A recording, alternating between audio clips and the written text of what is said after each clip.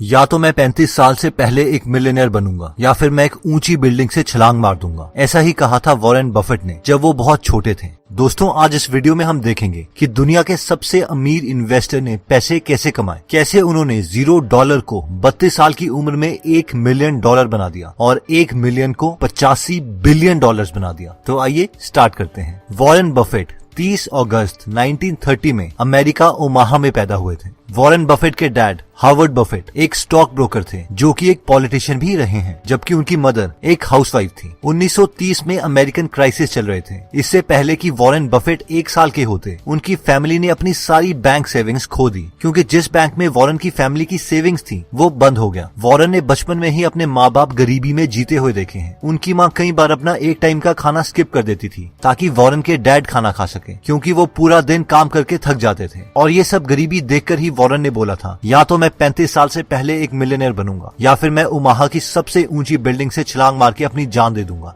बचपन से ही Warren maths और नंबर्स के साथ बहुत अच्छे थे। स्पेशली वो हर किसी चीज में पैटर्न ढूंढ लेते थे। फॉर एग्जाम्पल, वो बचपन में अपने घर के सामने सारी गाड़ियों के नंबर्स देखते और रात को उन्हें एक कागज में लिखते रहते और ये देखते कि कौन सी कार सबसे ज्यादा बार उनके घर के सामने से गुजरती है। एक बार वॉरेन ने देखा कि एक आदमी उनके घर के सामने लगी मशीन से कोल्ड ड्रिंक ले रहा है और उस मशीन में कोल्ड ड्रिंक्स के ढक्कन पड़े हैं। वॉरेन बफेट ने हफ्तों तक हर रोज वो सारे ढक्कन उठाए और देखा कि लोग सबसे ज्यादा कौन सी कोल्ड ड्रिंक पीते हैं। ढक्कनों को काउंट करने के बाद उन्हें पता चला कि लोग कोका कोला ज्यादा प्रेफर करते हैं। और बहुत सालों के बाद अपने इन्वेस्टिंग करियर में इसी नॉलेज की वजह से उन्होंने कोका कोला के काफी शेयर्स भी खरीद लिए थे। जब वॉरेन बफेट 10 साल के थे और बेंसन लाइब्रेरी में बुक्स पढ़ रहे थे तो उन्हें एक बुक दिखाई दी जिसका टाइटल था 1000 तरीके $1000 कमाने के। उस बुक में पैसे कमाने के काफी आइडियाज दिए थे, लेकिन उनमें से एक आइडिया वॉरेन को बहुत पसंद आ गया और वो आइडिया था कि आप वेइंग मशीन लगा के भी $1000 कमा सकते हैं। आइडिया ये था कि एक मशीन को लगा के उससे जितने पैसे आएंगे उससे दूसरी मशीन खरीद ली जाए और हर बार प्रॉफिट को खर्च करने के बजाय री इन्वेस्ट किया जाए। ये देखते ही वो 7 साल का बच्चा वॉरेन बफेट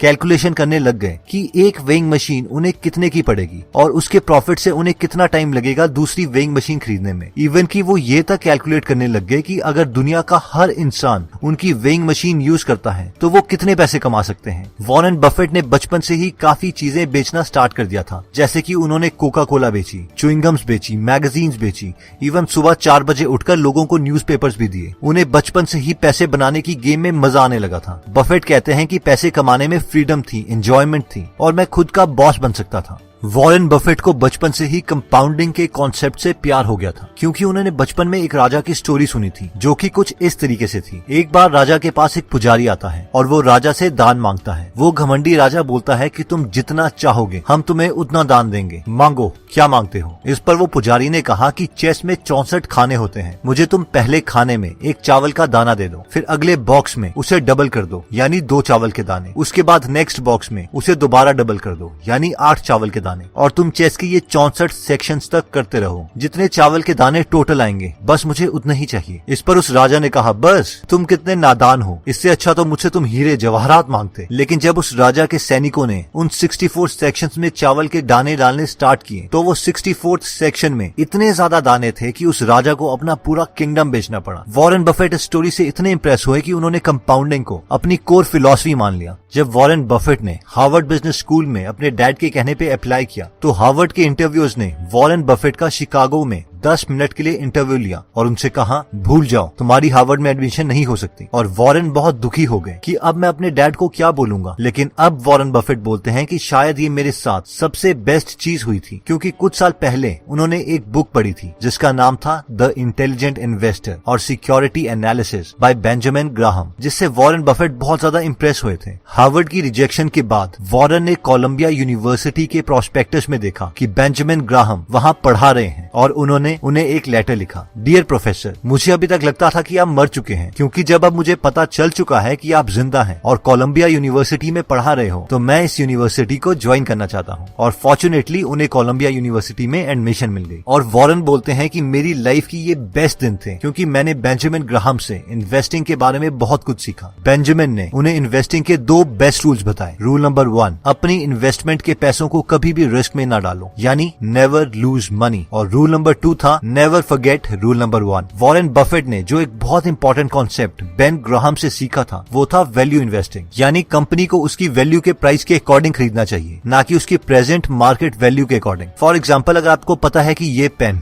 10 रुपए का है और कल को अगर मार्केट आपको वो पेन 20 का बेचती है तो उसे खरीदना नहीं चाहिए बल्कि वेट करना चाहिए, और जिस दिन वही पेन मार्केट आपको 5 रुपए का ऑफर करने लगे तो उसी वक्त उसे खरीद लेना चाहिए। और जैसे ही मार्केट दोबारा से उस पेन को 10 रुपए का बेच रही हो तो आपको भी वो खरीदा हुआ पेन मार्केट में दोबारा 10 रुपए का बेच देना चाहिए और प्रॉफिट कमा लेनी चाहिए। अब यही फिलॉसफी बफेट ने बड़ी कंपनियों के शेयर्स को खरीदने के लिए यूज करी और बहुत पैसे कमाए। 1956 में वॉरेन ने 25 साल की उम्र में खुद की एक पार्टनरशिप फर्म खोली जिसमें उनके साथ 7 पार्टनर्स थे। मैक्सिमम पार्टनर्स उन्हीं की फैमिली में से थे। सिर्फ 6 साल में यानी 1962 में वो अपने $1,05,000 को अपनी पार्टनरशिप फर्म की मदद से $7 मिलियन में कन्वर्ट कर चुके थे, जिसमें से $1 मिलियन बफेट के थे। यानी सिर्फ 32 साल की उम्र में ही वो एक मिलियनर बन चुके थे। और फॉर्चुनेटली उन्हें एक ऊंची बिल्डिंग से कूदना नहीं पड़ा जैसे कि उन्होंने बचपन में प्रॉमिस किया था। मार्केट में शेयर्स का प्राइस बढ़ रहा था और सस्ते शेयर्स खरीदना मुश्किल हो रहा था, इसलिए बफेट ने कुछ सालों में अपनी पार्टनरशिप फर्म बंद कर दी। वॉरेन को पब्लिक स्पीकिंग से बहुत डर लगता था। वो कहते हैं कि उस वक्त अगर मैं स्टेज में चला जाऊं तो मुझे लगता था कि मैं वॉमिट कर दूंगा। फिर उन्होंने न्यूज़पेपर में डेल कार्नेगी का एक पब्लिक स्पीकिंग कोर्स देखा और उन्होंने वो कोर्स ज्वाइन कर लिया। वॉरेन बफेट के अकॉर्डिंग इससे उनको आगे की प्रोफेशनल लाइफ में एक बहुत बड़ा जंप मिला। वॉरेन बफेट कहते हैं कि इस कोर्स से उन्हें इतना कॉन्फिडेंस भी आ गया था कि उन्होंने उस वक्त अपनी गर्लफ्रेंड सुजैन को शादी के लिए प्रपोज कर दिया और उनसे शादी कर ली। इसके बाद बफेट की लाइफ में एंट्री हुई उनके एक क्लोज पार्टनर चार्ल्स मंगर की। चार्ल्स मंगर से मिलने से पहले वॉरेन की इन्वेस्टमेंट फिलॉसफी ये थी कि ऐसी कंपनी खरीदो जिसकी एक्चुअल वैल्यू तो ज्यादा हो लेकिन बैड मैनेजमेंट की वजह से वो अभी सस्ते में मिल रही हो, और जब बाद में उस कंपनी की वैल्यू बढ़ जाए उस वक्त उसके मार्केट शेयर्स बेच दो और प्रॉफिट कमा लो। लेकिन चार्ल्स मंगर से मिलने के बाद बफेट की ये इन्वेस्टमेंट स्ट्रेटेजी बन गई कि ऐसी कंपनीज खरीदो जो क्वालिटीज कंपनी हो और जिन्हें बाद में बेचने की जरूरत ही ना पड़े, क्योंकि उस कंपनी की वैल्यू खुद ही कंपाउंड होके बाद में बढ़ जाएगी और हमें वो कंपनी प्रॉफिट कमा के देगी। और इसी फिलॉसफी की वजह से बफेट ने Coca Cola, American express, Gillette जैसी कंपनीज के शेयर खरीदे और बहुत प्रॉफिट कमाया। इससे कुछ साल पहले बफेट ने एक कंपनी के काफी शेयर्स खरीद लिए थे जिसका नाम था बर्कशायर हैथवे, जो कि एक टेक्सटाइल कंपनी थी। जब बफेट इस कंपनी के काफी शेयर्स खरीद चुके थे उस वक्त इस कंपनी का पूरा कंट्रोल बफेट के हाथ में आ गया और वो बर्कशायर हैथवे के चेयरमैन बन गए। बफेट ने बर्कशायर के यूजलेस एसेट्स बेचना स्टार्ट कर दिया और फाइनली टेक्सटाइल का काम बंद करके उसे एक इन्वेस्टिंग फर्म बना दिया जिससे उन्होंने बहुत ही पैसे कमाए। आज भी वॉरेन बफेट का मैक्सिमम पैसा बर्कशायर हैथवे में ही है। दोस्तों, वॉरेन बफेट ने एक सिंपल आइडिया लिया, कंपाउंडिंग, और उससे अपनी पूरी लाइफ फॉलो किया और आज 2019 में वॉरेन बफेट की नेट वर्थ $85 बिलियन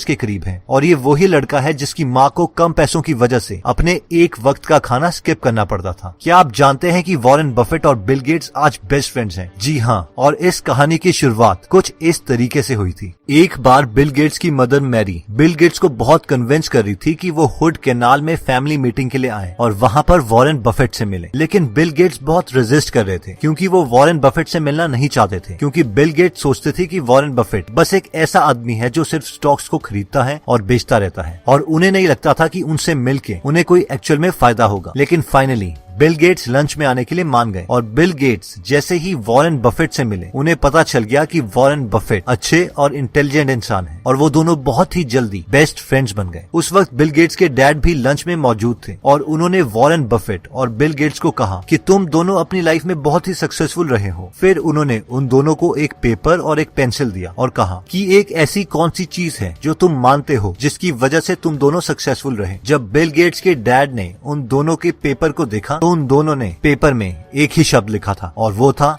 फोकस। आज भी बिल गेट्स और वॉरेन बफेट दोस्त हैं और वॉरेन बफेट ने साल 2018 में $3.4 बिलियन बिल और मेलिंडा गेट्स फाउंडेशन में डोनेट कर दिए। इतना ही नहीं, वॉरेन बफेट ने ये भी प्रॉमिस किया है कि वो मरने के बाद अपनी वेल्थ का 99% डोनेट कर देंगे और अपने बच्चों को अपनी वेल्थ का बहुत ही कम हिस्सा देंगे, क्योंकि वो जानते हैं कि बिना मेहनत के मिले पैसे से उनके बच्चों की लाइफ इंप्रूव नहीं होगी बल्कि वो बर्बाद ही होंगे। दोस्तों, वॉरेन बफेट आज भी बहुत ही सिंपल लाइफ जीते हैं। वो एक मिडिल क्लास घर में रहते हैं, मिडिल क्लास खाना खाते हैं और एक मिडिल क्लास गाड़ी चलाते हैं। बर्कशायर हैथवे में शुरू में उनके पास सिर्फ 25 एम्प्लॉइज थे। बेशक अब बर्कशायर में बहुत से एम्प्लॉइज हैं, लेकिन वो शुरू के 25 एम्प्लॉइज आज भी उन्हीं के साथ काम करते हैं। वॉरेन कहते हैं कि मैं अपने हर एक एम्प्लॉय और हर एक शेयर होल्डर को एक पार्टनर मानता हूँ, एक फैमिली मेंबर की तरह ट्रीट करता हूँ। वो हमेशा बोलते हैं कि मैं बहुत खुश हूँ क्योंकि मैं अपनी लाइफ में वो गेम खेल रहा हूँ जिससे मुझे प्यार है। मुझे पैसों से प्यार नहीं है, बस इन्वेस्टिंग की गेम से प्यार है। अगर मुझे पैसों से प्यार होता तो मैं महंगी गाड़ी खरीदता, लेकिन मैं ऐसा कुछ नहीं करता। मैंने एक नया बिजनेस से रिलेटेड चैनल बनाया है जिसे आप डिस्क्रिप्शन में दिए गए लिंक पे जाके सब्सक्राइब कर सकते हैं, जिसमें मैं जल्द ही सिर्फ बिजनेस से रिलेटेड कंटेंट डालूंगा। पता नहीं मैं आपको कितना समझा पाया, लेकिन उम्मीद है कि ये वीडियो आपके बिजनेस में आपकी हेल्प करेगी। जय हिंद।